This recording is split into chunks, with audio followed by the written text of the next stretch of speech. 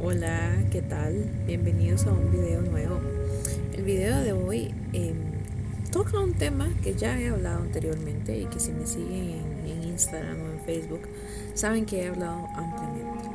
Pero bueno, yo soy muy honesta y muy transparente respecto al hecho de que continuamente estoy estudiando. A pesar de que ya me gradué y ya terminé mis estudios formales, lo que te dan en la universidad es un gramo en comparación a todo lo que hay fuera. ¿Sí? Es meramente una preparación básica. Depende de uno como profesional profundizar, ¿no? Y también hay ciertos temas que a uno le gustan personalmente y por los que uno se va interesando conforme va avanzando en su carrera profesional. ¿Okay? Entonces, es un tema que veo mucho en mis sesiones con los pacientes. Entonces, pues todavía si ya hay curiosidad, pues me he interesado por estudiarlo un poco más a profundidad. ¿Okay? El tema de hoy es cuáles son las razones por las cuales no recuerdo algo que pasó en mi infancia o tengo incluso lagunas en mi memoria, especialmente en la época de la infancia. A mí me pasa, yo hay grandes bloques de edades que no recuerdo. O a algunas personas incluso les pasa que porque no recuerdan ciertas cosas de un trauma, relacionados específicamente con un trauma. No recuerdo cómo llegué aquí, no recuerdo qué pasó después. Y eso está relacionado con el tema de la disociación. O sea, el tema por el que entré en esto fue específicamente el término la disociación, que es este término en el que mi mente se disocia de mi cuerpo. Entonces, claro, me es imposible o dificultoso crear nuevos recuerdos. Entonces recuerdo partes o recuerdo hasta aquí, ya después no recuerdo nada. Bueno, pues entonces, en vista a que lo veo muchísimo y no siempre es tan sencillo o no siempre cumple las características que yo conozco, empecé a investigar más. Hay mucho en este tema que tiene que ver con la neurociencia. Entonces, eh, por cierta parte, o en cierta medida, es normal que los recuerdos de la infancia sean confusos, ¿sí? Hasta los 3 años, antes de los 3 años, es muy difícil que recordemos algo. A mí me sorprende cuando yo escucho a un paciente que recuerda algo anterior a los 3 años, especialmente porque nuestro lenguaje, nuestra comunicación no está al 100% instalada. Nosotros nacemos sin saber hablar. Entonces, el lenguaje que tenemos incide mucho en los recuerdos que tenemos. Entonces, a partir de los 3 4 5 6 años ya es más normal tener recuerdos, pero aún así es normal tenerlos borrosos, ¿no? No recordar qué pasó en vacaciones de tal año, no recordar nada del kinder. Es totalmente normal. Nuestro cerebro no está hecho para retener los detalles de cada día, de cada época a detalle, ¿sí? O sea, no es nada raro que no recuerden, pero hay algunas veces que uno sabe que algo pasó, por algo no recuerdo, o es muy extraño que todos lo recuerden y yo no lo recuerdo. Especialmente, a ver, es normal que en la infancia pase esto, o sea, que yo no recuerdo nada del kinder, no recuerdo nada de mis 4, de mis 5 años, pero es todavía menos ocurrente que suceda en la etapa adulta. Entonces, si están en la etapa adulta y frecuentemente les pasa eso, esto sí no es normal, ¿ok? Dependiendo de cuál es la situación. A ver, si yo les pregunto qué hicieron en el diciembre del año pasado y ustedes no acostumbran a hacer nada grandioso en los diciembres, no van a recordar nada especial, nada específico. Pero si resulta que el diciembre pasado se fueron de vacaciones a otro país y no recuerdan nada o recuerdan muy poco, algo debe haber pasado que sería importante revisar, ¿ok? Entonces, es normal no tener ciertos recuerdos de la infancia especialmente, pero también van a coincidir conmigo en que incluso hay veces, y a mí me pasa, por ejemplo, que yo no tengo recuerdos, memorias específicamente, pero mi cuerpo sí lo recuerda. ¿Cómo les explico esto? Los olores o los sabores. Yo antes de entrar al kinder estuve 1 o 2 años en guarderías, o sea que es un daycare, ¿no? Que te cuidan mientras mi mamá trabajaba. Y yo tengo memorias respecto a olores. respecto a perfumes de las personas que cuidaban. Y aunque no recuerdo sus caras, no recuerdo sus nombres, recuerdo sus olores, los perfumes que usaban. Recuerdo uno en específico, recuerdo olores de comidas que me daban. No hay necesariamente un trauma, por eso no es gran cosa, pero sí es muy interesante cómo nuestro cuerpo, nuestro sistema nervioso recuerda ciertas cosas que la mente no, o que no sabemos ponerlo en palabras. ¿Okay?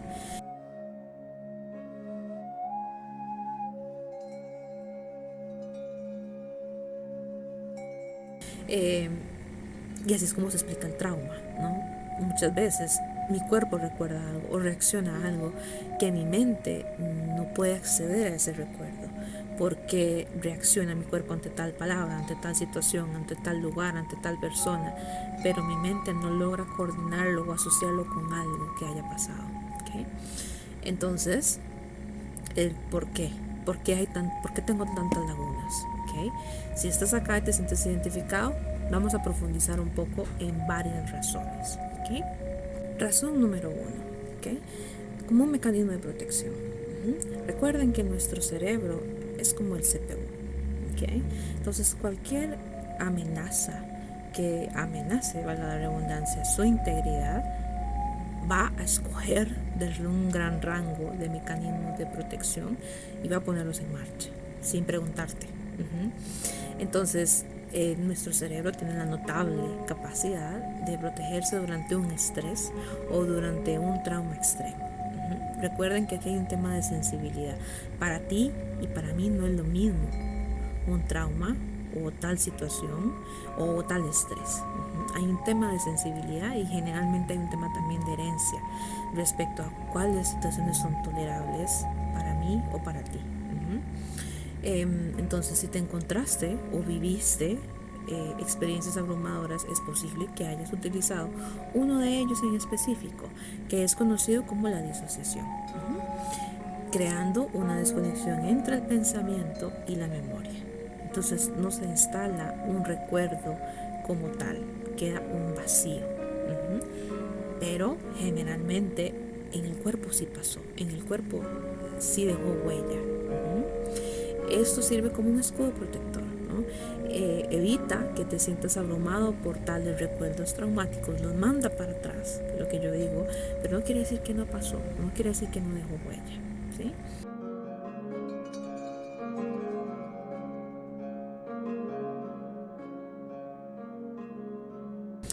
La razón número 2, el impacto neurobiológico.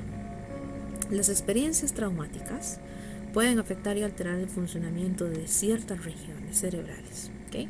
Específicas que son responsables de la regulación de la memoria y las emociones, como por ejemplo el hipocampo y la amígdala, que es conocido como el sistema límbico. La amígdala está relacionada con el manejo. A ver, tiene grandes funciones, pero para explicarles en relación a esto que nos interesa, la amígdala está asociada o relacionada o influye en el manejo de los recuerdos del dolor.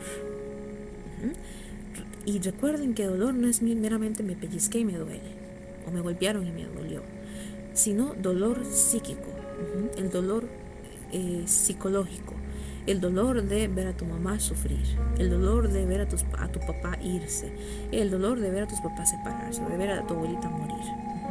No tuviste ningún dolor físico infligido, sino un dolor psíquico. Entonces la amígdala influye mucho en cómo procesamos y mantenemos memoria del dolor. Entonces se dice que necesitamos liberar la amígdala, liberar las memorias de dolor. Okay. Entonces los altos niveles de hormonas de estrés, que ya los conocemos, el cortisol y la adrenalina, pero específicamente el cortisol, durante eventos traumáticos puede interferir con la forma en cómo el cerebro codifica y recupera recuerdos. O sea, el cortisol va a interrumpir ese proceso y va a cortar. Entonces hay una laguna o no hay un recuerdo, que es esto que dicen muchos de ustedes. No recuerdo qué pasó después. Recuerdo que llegué a casa y me dieron tal noticia y no recuerdo nada más.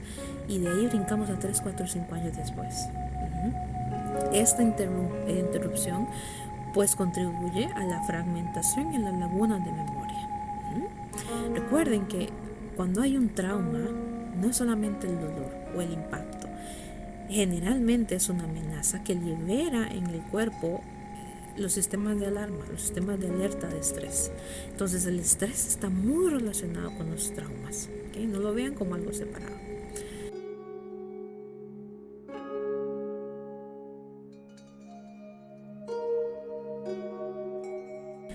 La razón número 3 del desarrollo, parte del desarrollo. ¿Okay? El trauma infantil es muy complejo porque el cerebro aún se está desarrollando, no ha terminado de crecer, no ha terminado de crear conexiones, se está expandiendo.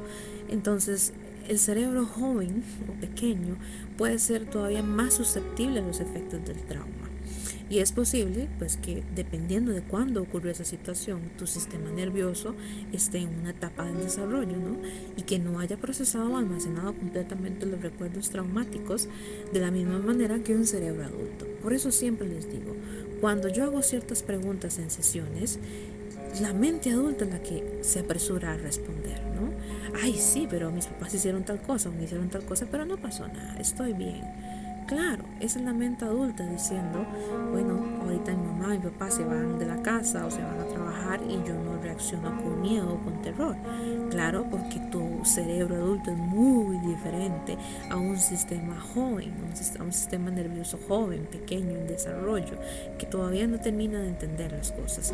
Entonces, para un adulto, la separación de sus papás no puede ser una gran cosa, pero para un niño, que su mamá se vaya, que su papá se vaya, que haya un divorcio, que haya una muerte, o incluso los niños que tuvieron que separarse de sus mamás porque trabajaban desde muy jóvenes, desde muy pequeños, tienen traumas que cuando el cerebro adulto entra a analizarlos dicen, pero es que ya no me afecta, ya no me impacta. Claro, cuando tú lo analizas con el cerebro adulto no le vas a encontrar sentido.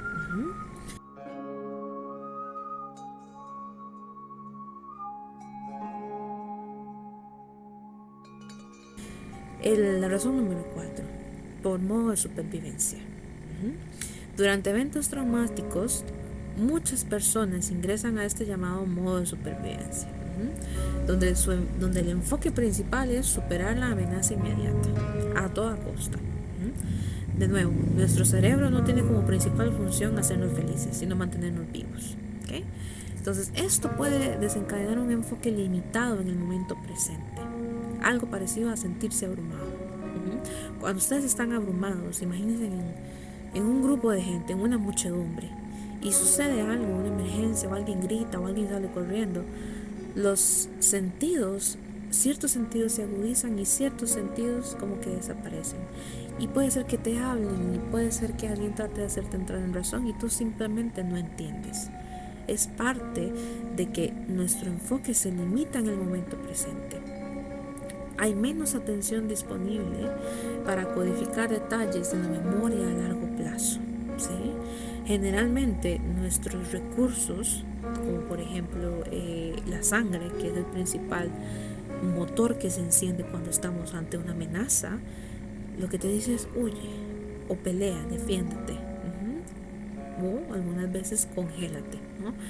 Entonces literalmente no hay espacio mental ni tiempo para recordar. Claro, y si asocia el cuerpo, nuestro sistema nervioso, con que esto es peligroso, lo va a bloquear, no va a querer que tú lo recuerdes.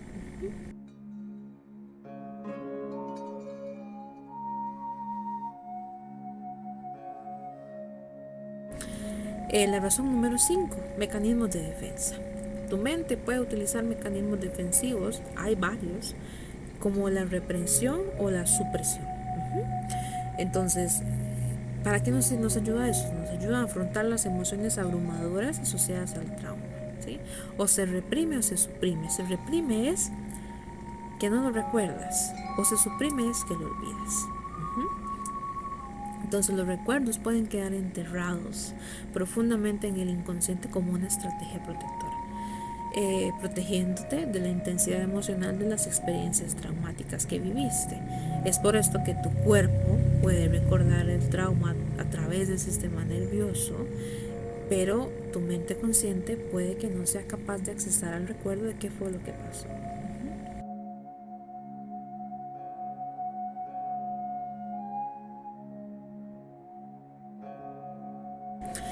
Entonces, bueno, ya entendieron cuáles son algunas de las principales razones por qué no recuerdo nada de mi infancia.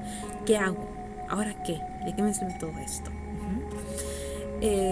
Algo que he encontrado muy liberador y que es muy sencillo es hablar sobre el pasado. Incluso yo lo practico todo lo que puedo, porque yo tengo muchísimas lagunas de mi infancia y probablemente me sea difícil o imposible acceder a todos los recuerdos, pero he hecho mano mucho de esto.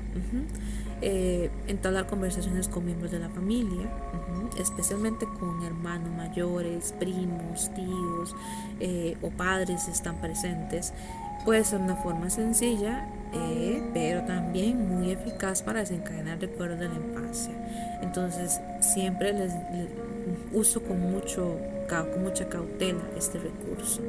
Puede ser bueno, te puede ayudar a entender, pero te puede ayudar a despertar ciertos traumas, ciertos recuerdos que no sabes cómo manejar.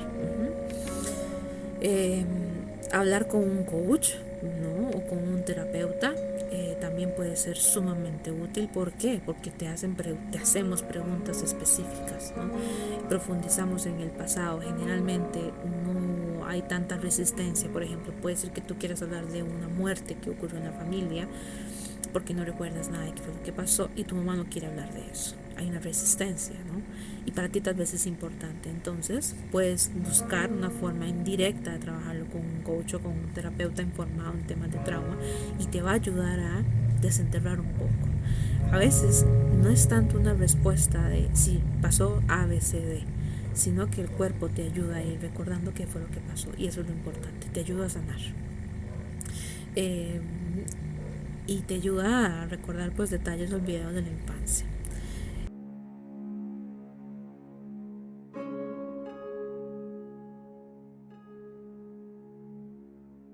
Mi estrategia número 2 y una de mis favoritas es mirar fotografías. De hecho, yo tengo mis fotos de la infancia aquí a la par.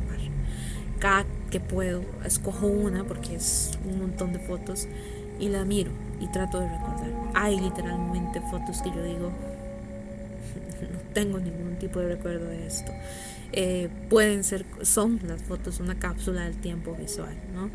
Que capturan momentos de la infancia, detalles de la casa, de cómo era donde tú vivías, de las fiestas, de quiénes estaban en las fiestas, de cómo vestías, especialmente cuando somos niños, la mayoría de las veces nos visten, ¿sí? Entonces los colores, los detalles, los papás en general suelen documentar mucho eso. Ahora no tanto, ahora son un tipo de recuerdo diferente porque son fotos digitales, ¿no?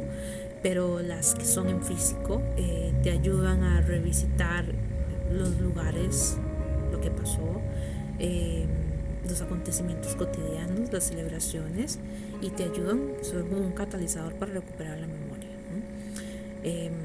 En lugar de centrarte solo en las ocasiones especiales, porque generalmente antes habían fotos solamente de cumpleaños, de Navidad, cosas así, pues busca más atención a los detalles como los juguetes, la ropa, quienes estaban presentes, las expresiones faciales, ¿no?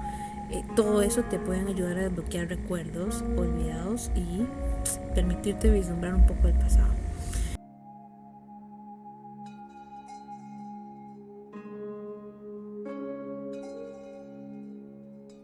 Volver a visitar lugares siempre que se pueda, ¿no? Y que no sea tan amenazante. Los recuerdos se extienden más allá de lo visual, ¿no? Entonces volver a visitar casas puede desencadenar una experiencia sensorial. O por ejemplo, si guardan algún objeto viejo, ¿no? Por ejemplo, yo tengo mi cobija de cuando me sacaron del hospital. Entonces conectarme con eso es toda una experiencia, ¿no? Y yo incluso recuerdo ya grande, dormía con esa cobija, o sea, me cobijaba con esa cobija. Entonces, todo eso, si no puedes volver a visitar lugares porque no estás en ese lugar, porque ese lugar ya no está, o porque estás viviendo en el mismo lugar, busca objetos viejos. Nosotros también en mi casa tenemos, por ejemplo, cubiertos, platos, set de tés de viejos, ¿no? Entonces volver a verlos y verlos en las fotos me desbloquea ciertos recuerdos, ¿sí? O por ejemplo si hacían viajes por carretera, ¿no? Viajes de vacaciones, visitar la escuela o el colegio o el kinder, pueden desencadenar recuerdos asociados con imágenes, sonidos y olores, ¿sí?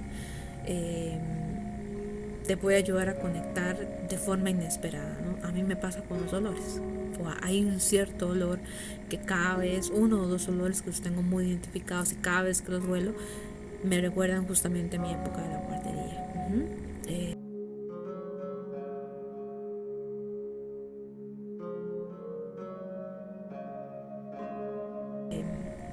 entonces estos son como técnicas que yo incluso trabajo con los pacientes, ¿no? Dependiendo de qué tanto acceso tengan a uno u otro, y generalmente funciona muy bien. Entonces, de nuevo, es normal que los recuerdos de la infancia sean confusos, eh, pero también se puede hacer algo, ¿sí? Especialmente cuando sabemos que hay algo más detrás, ¿no? De nuevo, en la infancia es normal, y yo diría que todavía, dependiendo de cómo fue tu infancia y de cómo fueron las primeras etapas de la escuela, más que todo, es normal no tenerlo claro, pero ojalá que puedas ayudarte con alguien o con algo. Pero en la etapa adulta no es muy normal, ¿ok? No hay tanta excusa. Ya tu sistema nervioso, tu cerebro ya está totalmente configurado, así es que no es totalmente normal y deberías de acudir a buscar ayuda. Espero que les haya gustado, espero que les haya ayudado a responder más dudas y nos vemos la próxima semana con un video nuevo. Que estén bien, bye.